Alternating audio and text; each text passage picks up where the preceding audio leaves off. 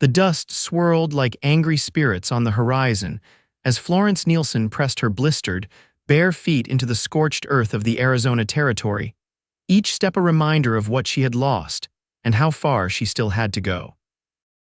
It was the summer of 1885, and the merciless sun beat down upon her like God's own judgment, turning her fair skin an angry red despite the shawl she draped over her head.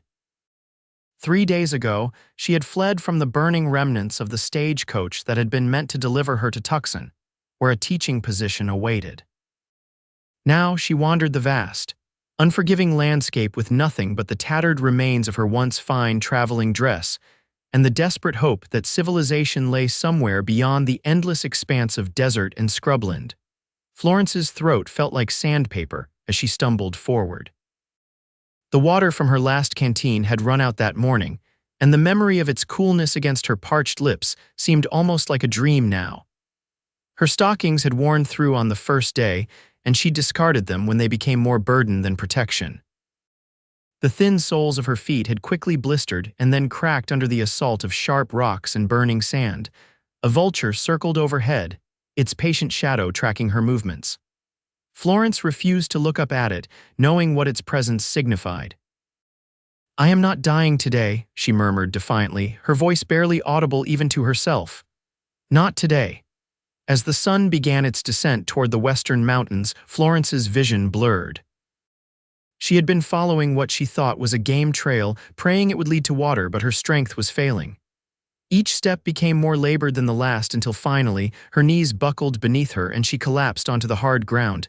"Get up," she commanded herself. "Get up now." But her body had reached its limit. As darkness began to creep into the corners of her vision, Florence thought she heard the distant sound of hoofbeats.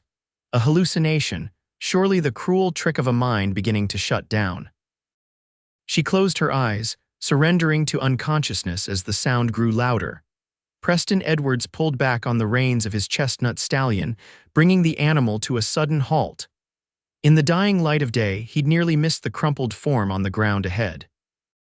Years of surviving the frontier had honed his senses, and something about the unnatural shape had caught his attention. "Whoa there, Ranger," he said, patting the horse's neck as he swung down from the saddle. His spurs jingled as his boots hit the dirt, his hand automatically moving to the revolver at his hip, a habit born from a decade of caution. As he approached, Preston realized it was a woman. Her clothes were torn and dirty, her hair a tangled mess of sun-bleached blonde, but even in her disheveled state, there was something striking about her face.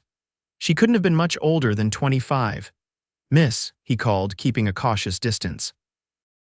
When she didn't respond, he knelt beside her and gently turned her over. Her face was sunburnt and chapped, her lips cracked from dehydration, but she was breathing. Preston looked down at her feet and swore under his breath. They were a bloody mess, cut and blistered from walking barefoot across the unforgiving terrain. "What in tarnation happened to you, lady?" he muttered, though he knew she couldn't hear him. Making a quick decision, Preston retrieved his canteen and dripped a small amount of water between the woman's parched lips. She stirred slightly but didn't wake. Night was falling fast, and with it, the desert cold would set in. He couldn't leave her here, she wouldn't survive till morning. Preston unraveled the long woolen scarf he wore around his neck. It was his most prized possession, a gift from his mother before he'd left Kentucky years ago. Carefully, he wrapped it around the woman's ravaged feet, creating a barrier between them and the rough terrain. "Come on, Ranger," he said, lifting the unconscious woman into his arms. "We've got precious cargo tonight." With practiced ease, Preston mounted his horse, positioning the woman in front of him. She was lighter than she should be, and he could feel her bones through her dress. How long had she been out here alone? "Hold on, miss," he murmured, though he knew she couldn't hear him. "Coldwater Ranch isn't far, we'll get you fixed up." As they rode through the gathering darkness, Preston kept one arm securely around the woman's waist, her head resting against his chest. The desert night closed in around them, stars appearing one by one in the vast expanse above. Coyotes began their nightly chorus in the distance, but Preston paid them no mind. His thoughts were occupied by the mysterious woman in his arms, and what terrible circumstances had left her wandering alone in one of the most dangerous territories in America. The lights of Coldwater Ranch appeared on the horizon, just as the last traces of daylight vanished. Preston had built this place with his own 2 hands over the past 5 years, transforming a modest plot of land into a respectable cattle operation. It wasn't grand by any means, but it was his, and tonight it would offer sanctuary to a stranger in need. As he approached the main house, his foreman, Martin Holloway, stepped out onto the porch, lantern in hand. "Boss, that you?" Martin called, raising the light to get a better look. "What have you got there?" "Found her out near Devil's Pass," Preston explained as he carefully dismounted, keeping the woman cradled in his arms. "She's in a bad way, Martin. Fetch Mariah, would you? We need to get her warm and looked after." Martin's wife Mariah appeared in the doorway, her eyes widening at the sight of the unconscious woman. "Bring her inside, quick," she instructed, already turning to prepare. "Put her in the spare room." Preston carried Florence through the modest but well-kept house to a small bedroom at the back. Mariah was already turning down the covers of the bed. "Her feet are torn up something terrible," Preston explained as he gently laid Florence on the clean sheets, "and she's suffering from heat exposure and dehydration." Mariah, who had served as the unofficial healer for the ranch hands since they'd settled here, nodded briskly. "I'll take care of her now. You men wait outside."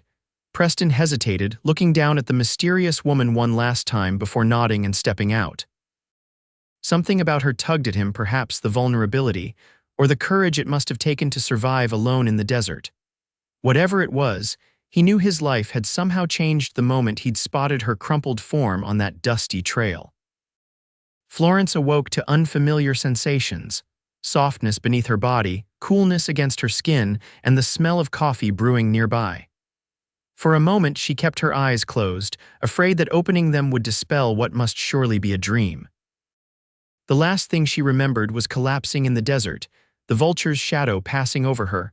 A soft, rustling sound nearby finally prompted her to open her eyes. She found herself in a simple but clean bedroom, lying on a real bed with fresh linens. A middle-aged woman with kind eyes was setting a tray on a nearby table. "Oh, you're awake," the woman said, a smile warming her weathered face. "Thank the Lord. I'm Mariah Holloway." Florence tried to speak, but her throat was too dry.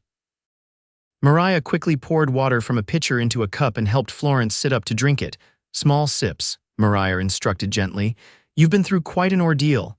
After Florence had taken a few careful drinks, she found her voice. "Where am I? How did I get here?" "You're at Coldwater Ranch," Mariah explained. "Mr. Edwards found you out in the desert yesterday evening, half dead, brought you back here on his horse." Memory flickered in Florence's mind, the sensation of strong arms lifting her, the steady rhythm of a horse beneath her, the smell of leather and man. "Mr. Edwards," Preston Edwards. "He owns this ranch," Mariah said, adjusting Florence's pillow.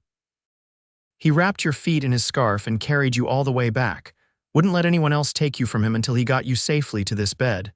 Florence lifted the blankets slightly to look at her feet. They were carefully bandaged, no longer burning with pain. "My feet." "They were in a terrible state," Mariah confirmed, "but I've cleaned and dressed them. You'll need to stay off them for a few days, but they'll heal." A soft knock at the door interrupted them. Mariah called for the person to enter, and Florence found herself looking into the face of the man who had saved her life. Preston Edwards stood in the doorway, hat in hand. He was tall and broad-shouldered, with sun-darkened skin and eyes the color of a summer sky. A small scar ran along his jaw, and his dark hair was slightly too long, curling at the nape of his neck. He wasn't classically handsome, but there was something arresting about his face, a combination of strength and kindness that made Florence's heart beat a little faster. "Miss," he said, nodding respectfully. "Glad to see you're awake. You gave us quite a scare." "Mr. Edwards," Florence replied, suddenly aware of her disheveled appearance. "I'm told I owe you my life." A slight flush colored his cheeks. "Just did what any man would do, madam." "Couldn't leave you out there." "But you did more than not leave me," she insisted. "You carried me to safety, you—" Her voice caught as she remembered what Mariah had told her. "You wrapped my feet in your own scarf." Preston shifted uncomfortably under her grateful gaze. "It was nothing, miss." "Just a scarf." Mariah made a small noise that might have been a suppressed laugh. "I'll leave you two to talk," she said, heading for the door. I'll bring some broth in a bit, miss. You need to get your strength back." When they were alone, Preston took a tentative step into the room. "Might I ask your name, miss, and how you came to be wandering the desert without shoes?" "Florence Nielson," she answered. "I was traveling on the Tucson stagecoach when we were attacked by bandits. They shot the driver and set the coach on fire after stealing our belongings." The memory made her shudder. "I was the only one who managed to escape. I've been walking for days, trying to find help." Preston's expression darkened. "The Collins gang," he said grimly. "They've been terrorizing travelers for months now. Sheriff can't seem to catch them." He paused, studying her face. "You walked for days, in this heat." "I had no choice," Florence said simply. "I'm supposed to start teaching at the school in Tucson next week. I couldn't just—" She trailed off, realizing how foolish it sounded. She could have died for the sake of a teaching position. "That's mighty brave," Preston said, and there was genuine admiration in his voice. "Or mighty foolish, maybe both." Despite everything, Florence found herself smiling. "Perhaps a bit of both, Mr. Edwards." "Preston," he corrected. "If you don't mind." "Preston," she repeated softly, "and I'm Florence." A moment of silence stretched between them, not uncomfortable but charged with something neither of them could name. "Well, Florence," Preston finally said, replacing his hat, "you rest now. You're safe here at Coldwater for as long as you need to recover. We can send word to Tucson about your situation." "Thank you," Florence said, feeling tears prick at her eyes. "I don't know how I'll ever repay your kindness." Preston's smile transformed his face, softening the hard lines carved by years in the sun and wind. "No need for repayment, just get well." As he turned to leave, Florence called out, "Your scarf, I should return it." Preston paused in the doorway and looked back at her. "Keep it," he said.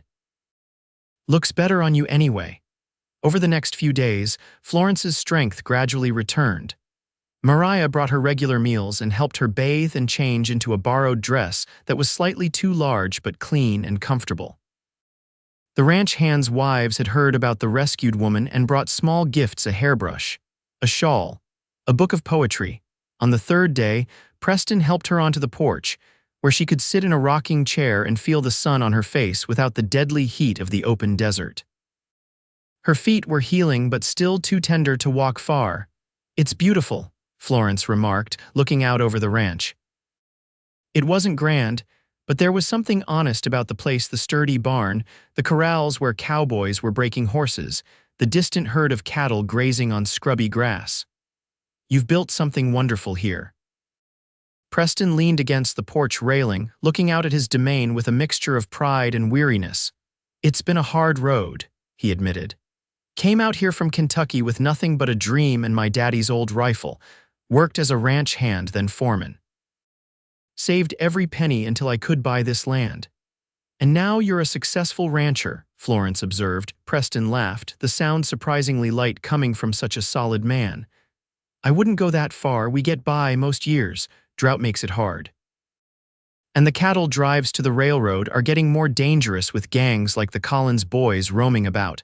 Florence studied his profile, seeing the burden of responsibility he carried for this land and the people who worked it. "It's still impressive. You've created a home here." "A house," Preston corrected, "not quite a home yet." The way he said it made Florence wonder what was missing for him: a wife, children. The thought stirred something unexpected within her. That evening, as Florence sat in the main room with Preston, Martin, and Mariah after supper, the conversation turned to her future plans. "I've sent word to Tucson about your situation," Preston informed her. "Got a reply today. The school board is holding your position, but they need you there within 2 weeks." 2 weeks, Florence repeated. Her feet would be healed by then, but the thought of leaving Coldwater Ranch filled her with a strange reluctance. "I should try to arrange transportation." "I'll take you," Preston offered immediately. "Got business in Tucson anyway. Need to arrange for some new breeding stock before winter." Mariah and Martin exchanged a glance that Florence couldn't quite interpret. "That's very kind of you," she said, "but I've imposed enough already." "It's no imposition," Preston insisted. "Roads aren't safe for a woman traveling alone, not with the Collins gang still at large." The mention of the bandits sent a shiver down Florence's spine. The memory of the attack was still vivid: the shots, the screams, the coach erupting into flames. "You're right," she conceded. "Thank you." Later that night, as Florence prepared for bed, there was a soft knock at her door. When she opened it, she found Preston standing there, something folded in his hands. "Sorry to disturb you," he said, "but I thought you might need these." He held out the bundle, which Florence realized was a pair of boots. "They belonged to my sister when she visited last year, left him behind. They might be a bit large, but with thick socks." Florence took the boots, touched beyond words by his thoughtfulness. "Thank you," she said, her voice barely above a whisper. "For everything." Their fingers brushed during the exchange, and Florence felt a jolt of awareness travel up her arm. Preston's eyes darkened slightly, and for a moment she thought he might say something more. Instead, he simply nodded and wished her good night, leaving Florence standing in the doorway with the boots clutched to her chest and her heart beating far too quickly. The next morning, Florence tried the boots. With an extra pair of socks, they fit well enough, and she was finally able to walk around the ranch without assistance. Preston gave her a tour, showing her the operations with obvious pride. He introduced her to the Cowboys, who tipped their hats respectfully, clearly curious about the city woman their boss had rescued. "Do you miss teaching?" Preston asked as they watched a cowboy breaking a spirited Mustang in the corral. "I do," Florence admitted. "There's something wonderful about opening young minds to new ideas, watching them discover the world through books and learning." Preston nodded, though she suspected formal education was something he had little experience with. "Never had much schooling myself," he confirmed her suspicion. "Learned to read from my mama and arithmetic from keeping the ranch books. Everything else I picked up along the way." "The best education often comes from life itself," Florence said. "Though I confess I love books, I lost all of mine in the stagecoach attack." "We don't have many here," Preston said apologetically. "Just a Bible and some dime novels the men pass around, and the ledgers, of course." "Would you like me to look at them?" Florence offered impulsively. "The ledgers, I mean, I'm good with numbers." "Perhaps I could help organize them while I'm recovering." The suggestion seemed to surprise Preston, but after a moment he nodded. "That'd be mighty appreciated, actually. Never was my strong suit, keeping those books straight." That afternoon, Florence sat at Preston's desk in the small room he used as an office, sorting through the somewhat chaotic ledgers. She quickly discovered that while Preston was meticulous about recording every expense and income, his organization system left much to be desired. She began restructuring the books, creating clear categories and balancing accounts that hadn't been properly reconciled in months. She was so engrossed in her work that she didn't hear Preston enter until he spoke. "Making sense of my mess," Florence looked up, startled. "Oh yes, actually. You've kept excellent records, but they needed a bit of organizing." She showed him the system she'd created. "See, now you can easily track your profits and losses by category and plan for future expenses." Preston studied the neat columns with an impressed expression. "You've done more in one afternoon than I've managed in years of trying." He hesitated, then added, "You know, we could use someone with your skills around here permanent-like." The suggestion hung in the air between them, loaded with unspoken meaning. Florence felt her cheeks warm. "I'm sure Tucson needs teachers more than Coldwater Ranch needs bookkeepers," she said lightly. "Maybe," Preston replied, his eyes never leaving her face. "Maybe not." The days passed quickly, falling into a comfortable routine. In the mornings, Florence would help Mariah with household tasks, her feet growing stronger each day. In the afternoons, she worked on the ranch accounts, bringing order to the financial side of Preston's operation. In the evenings, they would sit on the porch, talking until the stars came out. Florence learned that Preston had fought briefly in the final days of the Civil War as a very young man, that he had lost both parents to influenza 5 years ago, and that his sister was married to a banker in Denver. In turn, she told him about growing up in Boston, losing her parents in a ferry accident when she was 18, and her decision to come west for a fresh start after her fiancé broke their engagement to marry a wealthier woman. "His loss," Preston said simply when she shared this last piece of information. The way he looked at her made Florence wonder if perhaps it had been her gain instead. A week after her arrival at Coldwater, Florence sat on the porch swing in the cool evening air, watching the sunset paint the desert in shades of gold and crimson. Preston joined her, sitting close enough that she could feel the warmth radiating from his body. Your feet healing up good?" he asked, nodding toward her boots. "Yes, almost completely now," Florence replied. "Mariah says I'm lucky there's no lasting damage." "You're strong," Preston observed. "Stronger than most men I know to survive what you did." Florence shook her head. "I simply refused to give up." There wasn't much strength in it, just stubbornness. "Stubbornness is strength out here," Preston said with a smile. After a moment, his expression grew more serious. "Florence, I've been meaning to ask you something." Her heart skipped a beat. "Yes." Before he could continue, the sound of approaching horses interrupted them. Preston was on his feet immediately, hand moving to his gun as several riders appeared in the gathering dusk. "Stay here," he instructed Florence, stepping down from the porch as Martin and several cowboys emerged from the bunkhouse, rifles in hand. The lead rider called out, "That you, Edwards? It's Sheriff Miller from Stoneridge." Preston relaxed slightly but didn't remove his hand from his gun. "Evening, Sheriff. What brings you out this way?" The sheriff and his deputies dismounted, looking trail-worn and grim. "Tracking the Collins gang. Got word they hit another stagecoach yesterday. Thought they might be hiding out in the hills near your north pasture." Florence felt a chill run through her at the mention of the bandits who had attacked her coach. Preston glanced back at her, concern evident in his expression. "Come on in, Sheriff," he offered. "You and your men can rest a spell, water your horses, we can talk inside." As the lawmen followed Preston into the house, Florence remained on the porch, unsettled by this reminder of the violence that had nearly claimed her life. The peaceful routine of the past week had almost made her forget the danger that still lurked in the territory. Inside, she listened as the sheriff described their pursuit of the outlaws. "They're getting bolder," Miller explained.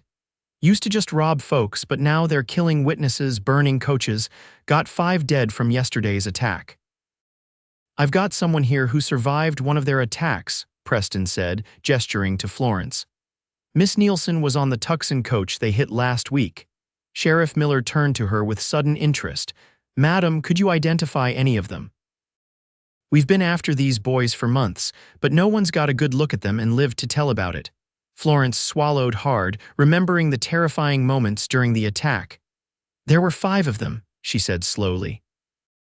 The leader had a scar across his cheek and he wore a black hat with a silver band. One was missing 2 fingers on his left hand. I hid under the coach while they were setting it on fire. That's how I survived." The sheriff nodded, scribbling notes. "That matches what we know." "Collins and his boys." He looked up at her. "Madam, would you be willing to testify if we catch them? Your identification could put them away for good." Before Florence could answer, Preston stepped forward. "She's been through enough, Sheriff, and she's due in Tucson next week to start teaching." "With all due respect, Mr. Edwards, I can speak for myself," Florence said firmly. She turned to the sheriff. "Yes, I'll testify. Those men killed innocent people. They need to be brought to justice." Sheriff Miller nodded approvingly. "Brave woman you've got here, Edwards." Preston didn't correct the sheriff's assumption about their relationship, which sent a small thrill through Florence. Instead, he said, "Bravest I've ever known." The sheriff and his deputies stayed only long enough to rest their horses and have a quick meal before riding out again, determined to catch the Collins gang before they could strike again. After they'd gone, Preston found Florence sitting alone in the main room, staring into the fireplace. "You all right?" he asked softly. "Just thinking about how fortunate I was," she replied. "Those people on yesterday's coach." Preston sat beside her on the small sofa. "You can't dwell on it. Out here, death is always close. All we can do is live each day as fully as we can." "Is that why you came west?" Florence asked. "To live life fully," Preston considered the question. "Partly. Mostly I wanted to build something that was mine, something that would last." He looked at her directly. "What about you? What brought you all the way from Boston to teach in a dusty territory town?" "Adventure, perhaps," Florence admitted. "Or escape. My life in Boston felt predetermined. Teaching out here, I thought I might make a difference and forge my own path." "And has it been what you hoped? The adventure?" Florence laughed softly. "Well, being attacked by bandits and rescued by a cowboy wasn't exactly what I had in mind, but yes, in a way, I've discovered strengths I never knew I had." Preston's hand found hers, his calloused palm warm against her skin.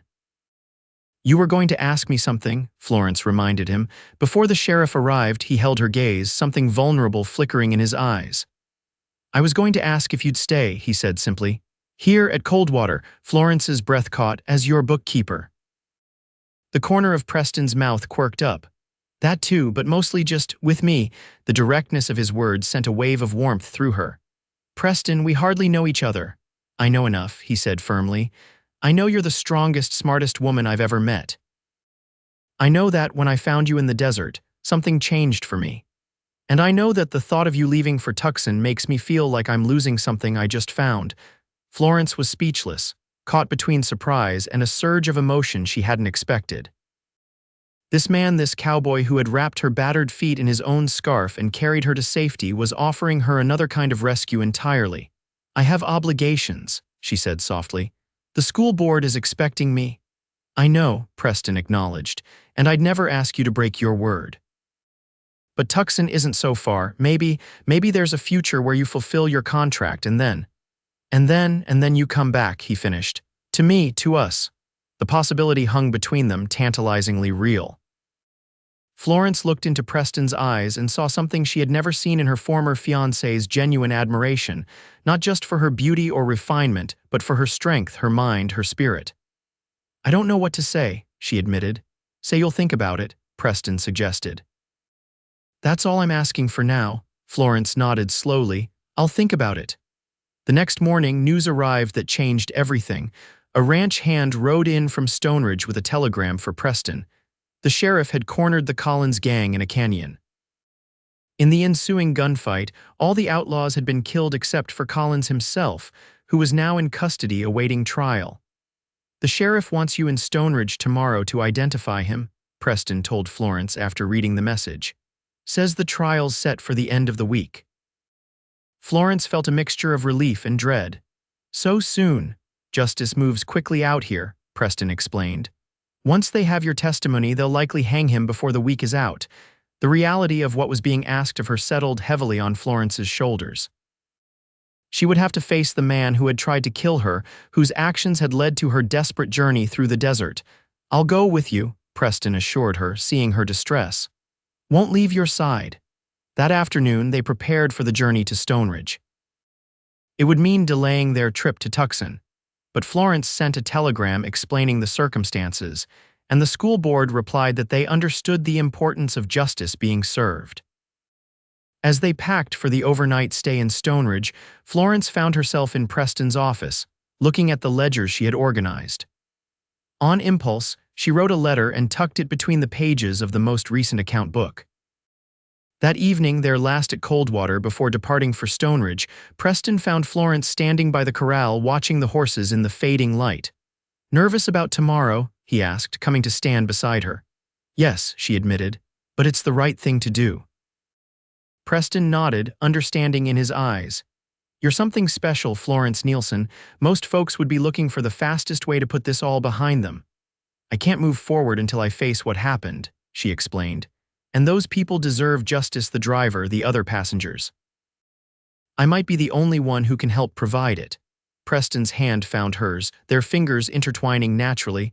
Whatever happens tomorrow, whatever you decide about Tucson, I want you to know that finding you was the best thing that's ever happened to me. Florence turned to face him fully. Even though I've disrupted your entire ranch operation and dragged you into a criminal trial, Preston's laugh was warm in the gathering dusk. Especially because of that, life was predictable before you showed up. Now, he gestured expansively, now anything seems possible. The sincerity in his voice made Florence's heart swell. Standing there in the soft glow of sunset, she realized that her feelings for this man had grown deeper than she'd allowed herself to acknowledge.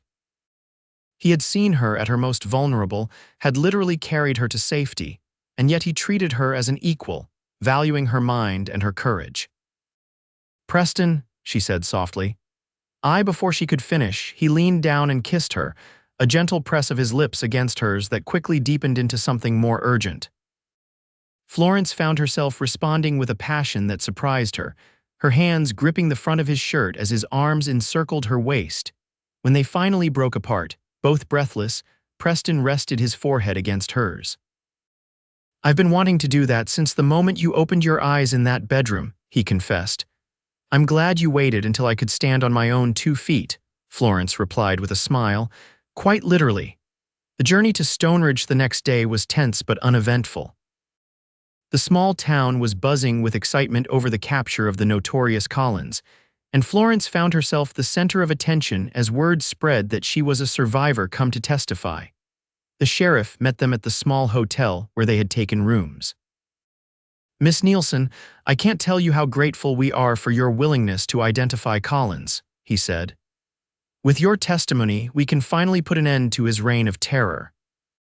The next morning, Florence stood in the small jailhouse, her heart pounding as the sheriff led her to the cell where Collins was being held. Preston stayed close beside her, his presence a steady comfort. The moment she saw the outlaw, Florence felt a chill of recognition. Though he was now unshaven and disheveled, the scar across his cheek was unmistakable, as was the cold calculation in his eyes. That's him, she said firmly, proud that her voice didn't waver. That's the man who led the attack on our stagecoach. Collins stared at her with a mixture of surprise and hatred. You're supposed to be dead, he growled.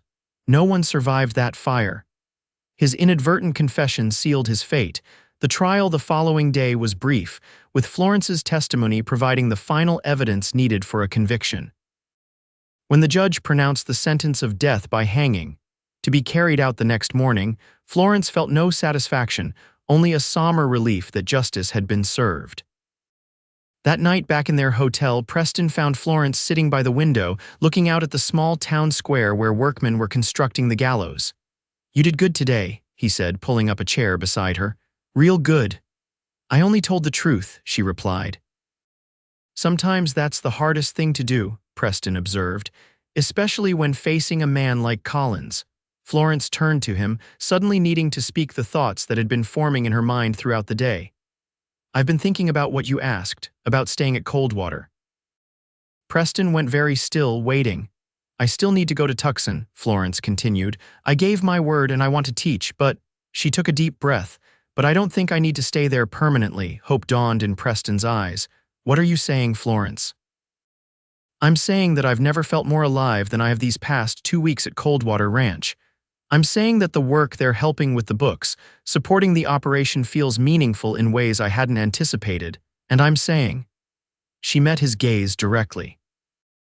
I'm saying that I've fallen in love with you, Preston Edwards, and if you're patient enough to wait until my teaching contract is fulfilled, I'd very much like to come back. To you, to us. The joy that transformed Preston's face was answer enough, but he pulled her into his arms anyway, holding her as if she were the most precious thing in the world. I'd wait forever if I had to, he whispered against her hair, but I sure am glad it won't be that long. 6 months later, Florence stood on the porch of Coldwater Ranch, watching as the spring sun set over the land that had become her home. Her teaching contract in Tucson had ended the week before, and Preston had been waiting for her when she stepped off the stagecoach, sweeping her into an embrace that left no doubt about his feelings. Now, as the golden light bathed the ranch in warmth, she felt Preston's arms encircle her from behind. Happy, he murmured against her ear. Very, she replied, leaning back into his solid strength. Though I'm still getting used to being Mrs. Edwards instead of Miss Nielson. Preston chuckled, the sound reverberating through his chest against her back. The ranch hands are still getting used to having a real educated lady as the boss's wife. They're on their best behavior. I've noticed, Florence said with a smile, no more cursing when they think I can hear. They stood in comfortable silence for a moment, watching as the first stars appeared in the darkening sky. I have something for you, Preston said eventually, stepping back and reaching into his pocket. Been meaning to give it back. He held out his hand, and Florence recognized the woolen scarf he had wrapped around her battered feet on the day he found her. It had been cleaned and mended with care. Your scarf, she said, taking it gently. But why give it back now? You said it was mine to keep. It is yours, Preston confirmed, but I thought… He looked suddenly boyish in his uncertainty. I thought maybe someday it might wrap around smaller feet, a little girl or boy of our own. Florence felt tears spring to her eyes at the tenderness in his voice. Their marriage was still new, but already they had spoken of children, of building a family at Coldwater. "I think that's a wonderful idea," she said, reaching up to kiss him softly. A reminder of how our story began, Preston's arms tightened around her. Who would have thought that finding a barefoot, half-dead schoolteacher in the desert would be the best thing that ever happened to me? Florence laughed. Who would have thought that having my stagecoach robbed and burned would lead me to the love of my life? As darkness settled over Coldwater Ranch, they stood together on the porch, the scarf clasped between them like a promise of the future. They would build a future born from desperation and kindness. From bare feet and a woolen scarf, from two souls finding each other against all odds in the vast wilderness of the Arizona Territory.